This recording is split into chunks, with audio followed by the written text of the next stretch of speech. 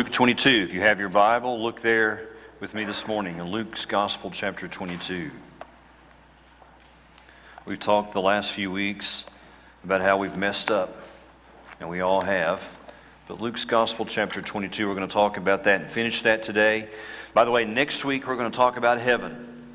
Our music's going to be all about heaven. We're going to sing about heaven. We're going to talk about heaven. We're going to try to answer every possible question you've ever thought of about heaven. We're going to try to do that next week. We'll be here for 4 hours, but we're going to try to do that next Sunday. So I hope that you'll be here. Bring somebody with you. If somebody close to you has lost a loved one in recent times, invite them to come with you. And we're going to talk about heaven. We're just going to rejoice in what heaven is and the place that it is and the reality that it is. So I hope that you'll do that next week and be here yourself. That's the commercial. Back to today, Luke chapter 22.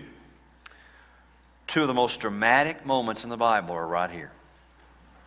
Two of the most dramatic moments in God's Word are in Luke 22, the night right before the time Jesus died. Judas and Peter, two of Jesus' disciples, both turned their backs on the Savior. Sadly, they are a picture of you and me when we turn our backs on the Savior. So we're going to look at them. We're going to look at what happened here in those two stories. Maybe you're familiar with them, maybe you're not. But we're going to look at Judas, and we're going to look at Peter, and then we're going to look at us, because we're in the same boat as they are. First of all, I want you to see this terrible betrayal. This terrible betrayal that's going on in the life of Christ and what is happening. In Luke chapter 22, look at verse number 47. We're going to skip all over this chapter back and forth. So Luke 22, verse 47. While he was still speaking, Jesus that is, behold, a multitude, and he who was called Judas, one of the 12, went before them, the multitude, the mob, and drew near to Jesus to kiss him. But Jesus said to him, Judas, are you betraying the Son of Man with a kiss? When those around him saw what was going to happen, they said to him, Lord, shall we strike with the sword? Shall we fight back? And one of them struck the servant of the high priest and cut off his right ear. But Jesus answered and said, permit even this. And he touched his ear, and he healed him. And then Jesus said to the chief priests, the captains of the temple, and the elders who had come out to him, have you come out as against a robber with swords and clubs? While I was with you daily in the temple, you did not try to seize me, but this is your hour and the power of darkness. Judas had made a deal. He was going to turn over Jesus for some cash, some quick cash. Now, don't ever think about Judas for a second that this was a mess up in God's plan. What happened? This was not in God's plan, because this was God's plan. God did know about Judas.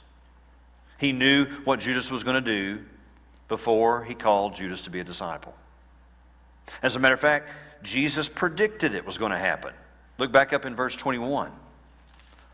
But behold, the hand of my betrayer is with me on the table. They were having the Lord's Supper, the final supper, the Last Supper. In verse 22, and truly the Son of Man goes as has been determined, but woe to that man by whom he is betrayed. And then they begin to question among themselves which of them it was who would do this thing. 12 of those guys sitting around the table, and Jesus said, one of you is going to betray me.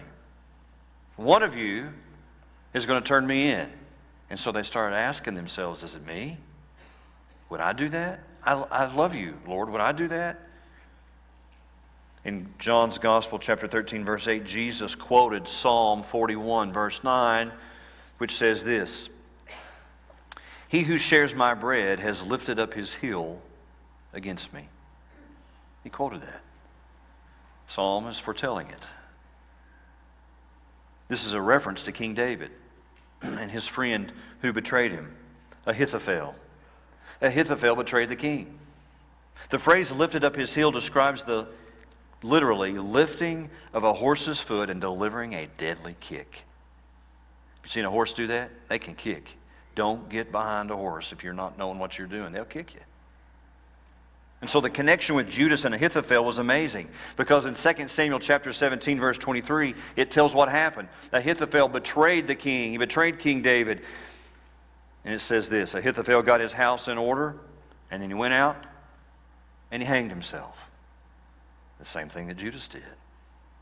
Jesus knew all along that Judas would betray him. This was not a spur-of-the-moment action. It was premeditated.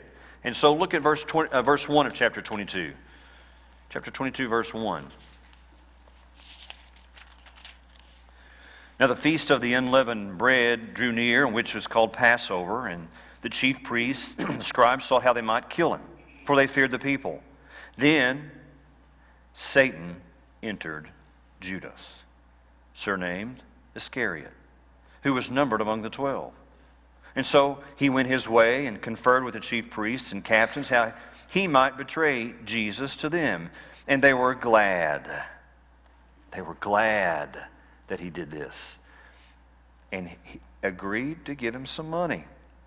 So he promised and sought opportunity to betray him to them in the absence of the multitude. We learn that Judas becomes the instrument of Satan. That's what he was. Just an instrument of Satan to accomplish the arrest and the death of Jesus. Satan thought he was doing something. Satan thought, I'm going to get that guy. I'm going to stop him from doing anything. We're going to kill him. Well, that was God's plan all along, to have Christ die on the cross for us. But Judas becomes a co-conspirator with Satan himself in the death of Christ. How did he do that? He knew where Jesus regularly prayed. He knew where Jesus was. And so what did he do? He set up a deal with the Jewish leaders, assembled a posse, and went out to get Jesus. His clear signal as to who would claim, this guy says he claims to be God. Here's my signal. I'm going to give him a kiss. The one he kissed was Jesus. We don't kiss like they do in the Middle East. They kiss as a greeting. We shake hands. We might hug, but shake hands, but they kiss. And so it was a customary way of greeting people. The word is derived from the same word as to love. One normally expresses their love for another with a kiss. You kiss your mama. You kiss your spouse. You kiss your children. Jesus was praying in the garden. He sees this mob coming. He knows exactly what's happening. He knows what's going on. And so this kiss was Judas' last interaction with Jesus as he was arrested. So betrayal often comes from those who we would least suspect. I mean, Jesus had put Judas in charge of the money. You realize that? He was the treasurer of the 12. They had to have money. They didn't have any other income. People would give them money. And so Jesus put Judas in charge of the money. If someone gave a gift, Judas is the one who kept it. By the way, he also cooked the books. He was a thief, the Bible says. I've often wondered, Jesus knew Judas was going to betray him, but why would you give him the job as treasurer? Was maybe to prove a point? To let others know that Judas couldn't be trusted. They knew what Judas was doing with the money. You hear about people like this all the time. At some ball field organization or some school organization, they've been the treasurer for so long, and all of a sudden somebody checks on what's going on, and they find out they've been stealing money from the sports organization, from the youth organization for years. Judas was like that. You also need to realize this. Right before this happened, Jesus had just washed Judas's feet. Washed all the disciples' feet. But even Judas's feet. He was still serving somebody who was about to betray him. Judas makes this deal, 30 pieces of silver. Apparently money meant more to Judas than Jesus did. That's true with a lot of us. Money means more to us than Jesus does. But have you ever been betrayed by a friend or a loved one? I mean, somebody, not to this extent, but they hurt you. Someone said they loved you, but they refused to prove it. Someone said that you really trusted and they let you down in a big way. Someone you loved all of a sudden just turns their back on you and walks away. It made you feel anger and rage and even vengeful. Jesus simply asked Judas a question, a very telling question. Are you betraying the Son of Man? Are you betraying God with a kiss? In other words, are you so beyond feeling that you would use a symbol of endearment for betrayal? Betrayal is an ugly act, and it's often equaled in our society with the name Judas. Somebody that betrays you, you call him a Judas. So much so that nobody names their kid Judas. It's seen as manifested evil, the name. So we see that terrible, terrible betrayal. And we don't understand everything that's going on there, but it was ugly. But I also want you to see a tragic denial. A tragic denial. Look in verse 54. Verse 54. Having arrested Jesus, they led him and brought him into the high priest's house. But Peter followed at a distance. Stop right there a second. Where are all the other disciples? They ran. They scattered. When Jesus got arrested, they all took off scattered. They were scared they were next. They saw what Judas had done. They saw this mob come in. They thought, hey, we're next. We got to get out of here. And they all scattered. But Peter followed them at a distance, hiding as he's going. In verse 55, now when they had kindled a fire in the midst of the courtyard and sat down together, a bunch of people there, Peter sat among them, and a certain servant girl, seeing him as he sat by the fire, looked intently at him. She was staring at him, and she said, this man was also with him. But he denied him, saying, woman, I do not know him.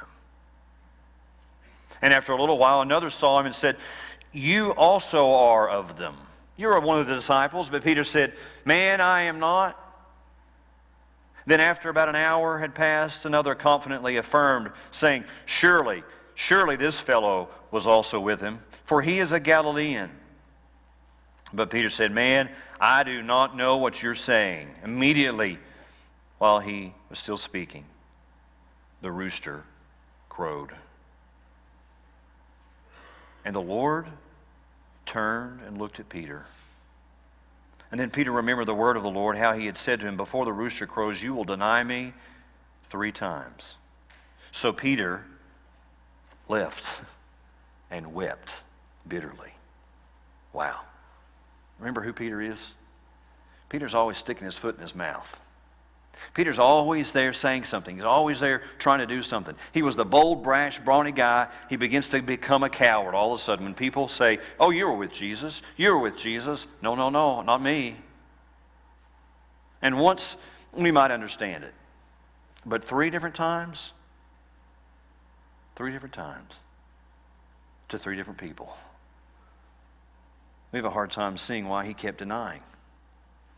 I guess it kind of snowballed out of fear that he was next. Did you notice when we read a minute ago back up in verse 49 and 50 that someone was bold enough to say when they came for Jesus, Lord, we can take him. Let's fight. It doesn't say who it is. John's gospel tells us it was Peter. John was there. John wrote it. John said it was Peter. Peter's the one who said, let's take up the sword, let's fight them. And he grabs a sword and it quickly cuts off the ear of one of the mob members. Now, Peter was a fisherman, not a swordsman. Peter was trying to cut the guy's head off, and he missed. And he took the guy's ear off. Angry confusion fell upon Peter after that scenario, after he was trying to play Zorro. And here's what happened. Jesus, as he often did to Peter, rebuked him. Back off, Peter. I can handle this. I don't need you to intervene. I don't need you to do this. Just back away, Peter. And then what did Jesus do? The Bible says he bent over and he picked that guy's ear up that was laying on the ground and he put it back on him and he healed him. Now that's some kind of hearing aid right there. Jesus fixed it. He fixed it. The guy we later learned his name was Malchus. History tells us that he became a Christian. Why? Maybe because of that very scenario. But even in the midst of his arrest, Jesus, what did he offer? Forgiveness and healing, as he often did. And so as they led Jesus away, Peter stumbled along after, unappreciated and embarrassed. But note this, after the other disciples fled, Peter followed, and where this hearing was about to take place, this false hearing. And we see him afraid to say he was part of Jesus' movement. And so he denies Jesus. He says in verse 57, I don't even know him. What do you mean I was with him? I don't even know who that guy is. I mean, he went to that extreme, denying being a disciple. By the way, Jesus knew this was going to happen too. Look in verse 31. The Lord said, Simon, Simon, indeed, Satan has asked for you that he may sift you as wheat. But I have prayed for you, that your faith should not fail. And when you have returned to me, strengthen your brethren. But he said to him, Lord, I am ready to go with you both to prison and to death. And then he said, I tell you, Peter, the rooster shall not crow this day before you will deny me 3 times that you know me. Let's see some key phrases here. Satan wanted permission. 2 times in that passage, we see the word Satan. Satan is what it is. This is how you pronounce it. Satan. He's the evil being. He's the one who tried to take over heaven. Jesus mentions him right there. We see it twice. Satan entered Judas, and Peter, Satan's trying to get you. Jesus believed in Satan, is my point. If Jesus believed in Satan, you ought to believe in Satan. Some people say, oh, the devil's not real. It's just a myth. Jesus believed in Satan, and we ought to believe in Satan. So Satan wanted permission. He knew Peter had a major influence on the others. He could have gone to any of those other disciples and done that, but he knew that Peter had a major influence, and he wanted to test him. It's reminiscent of the Old Testament story of Job, when Satan comes to God and says, I want to test Job. Job passed the test. And so it's the same thing. I want to test Simon Peter. You see, he's going to sift you like wheat. Most of us don't know what wheat sifting is all about. But Peter had a life-altering failure right here. Jesus warned that Satan had asked permission to sift him like wheat. What is that? It's this vigorous shaking that they do to separate wheat kernels from the debris. Have you ever bought a bag of pinto beans, just the dry beans, and there's a rock in it? Somebody didn't do their job sifting it, or somebody put a rock in there to make it weigh more. And so here's what they would do. They would sift that wheat. They would get rid of all the debris out of that and keep just the wheat. He said, Satan wants to sift you. He wants to shake your faith, in other words. He wants to see if you'll fall out like this chaff. Another phrase, Jesus amazingly says this, I'm praying for you, Peter. What words? Isn't that amazing? Jesus is praying for Peter. Jesus himself is going to the Father and saying, Father, help Peter through this. He's going to be sifted by Satan. And so trials test us as believers, but they shouldn't destroy us. Why? Do you know what else it says in the Bible? Jesus is sitting at the right hand of the Father. What's he doing? He's making intercession for you and me. He's praying for you. There, insert right there is the word amen. Thank you, God. Thank you for that. Because you are praying for me. Can you imagine? I love it when people tell me they're praying for me, but it's nothing close to when it's Jesus is praying for me. Jesus is praying for me. And then he says this phrase, and once you've turned again, bad news, Peter, you're going to deny me, you're going to turn from me, but you will come back. Peter says, basically, he denies that he will deny. The word there is rooster. Why did Jesus use the word rooster? Why did he say when the rooster crows? He was just telling Peter, when the rooster crows in the morning, wake everybody up, it's time. That's when you will have denied me 3 times. And so they have now arrested Jesus, taken him to the high priest's home in the night. In the courtyard, they're preparing to beat him. As dawn came, you know the story, Jesus looks at Peter. The verb here suggests an intense, fixed look at Peter. Jesus is over there about to be tried. Peter's watching from the distance in the courtyard, and when that rooster crows, Jesus turns to Peter as the way it's used to see and hear them talk about Coach Summit, as she would look at somebody intensely, and they knew exactly what she meant. Jesus looked at Peter. What does Peter do? He gets up and runs away. And he weeps, not just cries, not just pouts. He bitterly weeps, the Bible said. So two major events prior to the death of Christ. One is part of the plan as Judas betrays him. The other one was Jesus' plan to make Peter a stronger follower. And so now let's look at the third part. A telling portrayal is what I need to see here. A telling portrayal. There's one more betrayal and denial. Did you know that? One more betrayal and denial of Jesus. It's me. It's me. It's you. Have you denied Jesus? Have you betrayed Jesus? You probably have. We're like Peter. We're like Judas. You see, in both those cases of Peter and Judas, that they aren't along for the tough times. It's getting too tough. I can't handle this anymore. They may be chosen disciples, but when time got hard, we really see why they are following Jesus. Both of them have an unspoken expectation of Jesus that he doesn't fulfill. Neither had joined up to accompany him to a cross. Whoa, what do you mean a cross? We're not ready for that. Even though Peter says it, I'll go to death for you. They'd seen great things, they'd done great things, but they weren't up for the suffering and death. Most of us aren't.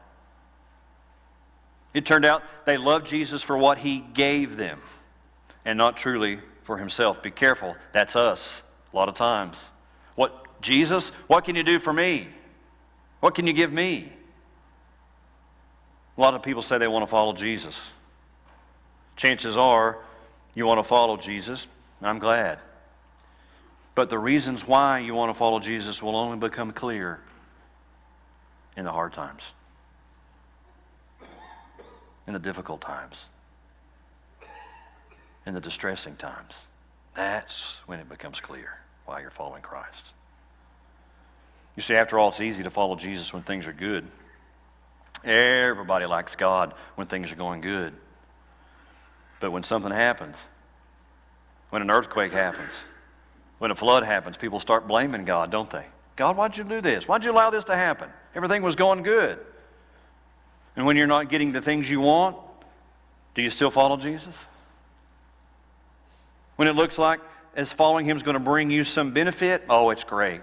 It's great. Some benefits, I like the benefits. Bring on the benefits, God. But when it becomes obvious that faith's going to cost you something, what do you do then?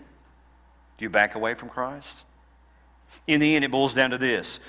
Do we love God, or do we love the things that he does for us? Do you love God just for who he is? Or do you love him as some Santa Claus, some magician to give you stuff that you asked for? It's worth asking ourselves. What happens to my relationship with God when he isn't giving me the things I think I need in order to make me happy? Have I ever complained to God that I've got it a lot worse than people who aren't Christians? God, look at me. I've got it bad over here. That guy across the street from me, he's doing just fine. He's not even a believer. How come I got it so bad? Or people I feel who are less mature than me. God, that guy didn't even do this. He doesn't even attend Sunday school. Why would he be blessed and not me? If the answer to any of those questions is yes, then you've got something in common with me. And you got a little bit of Judas and Peter in you too. It's so easy to betray Jesus in the ordinary course of life. And we think these two guys, how could they possibly have done that? But we do it all the time. If you choose to believe the lie that Jesus isn't enough, or if you believe that he isn't living up to your expectations, it's a subtle form of betrayal. It's so easy to make big promises to God on Sunday We'll make a commitment on Sunday to see them crumble when you're with your coworkers on Monday morning, you're meeting up with some friends on Tuesday night. But the call to follow Christ is a call to endure, even to suffer for His sake. It's a call to deny what's easiest for you and to give up earthly comfort. A call to follow Him and trust the course that He sets even when it seems like it's not working. Do you walk away? You say it's too hard? I can't do that. Let me give you some ways and we're finished. Clear ways that you and I betray and deny Christ. Here's one of them. Lack of obedience. Lack of obedience. We deny Christ when we don't obey Him. Have you ever been frustrated that your children don't obey? How about your grandchildren? Oh yeah, you don't make your grandchildren obey. We know that. That switch cuts on when you become a grandparent. How about your dog? You get frustrated if your dog doesn't obey you? If your dog makes a problem for you? Multiply that times billions. And here's what you get. You get a glimpse of what God deals with every day. People all over the planet who don't do what He wants. Why is it so difficult for us to do what God says? You ever thought about that question? Why is it so hard for me to do what God tells me to do?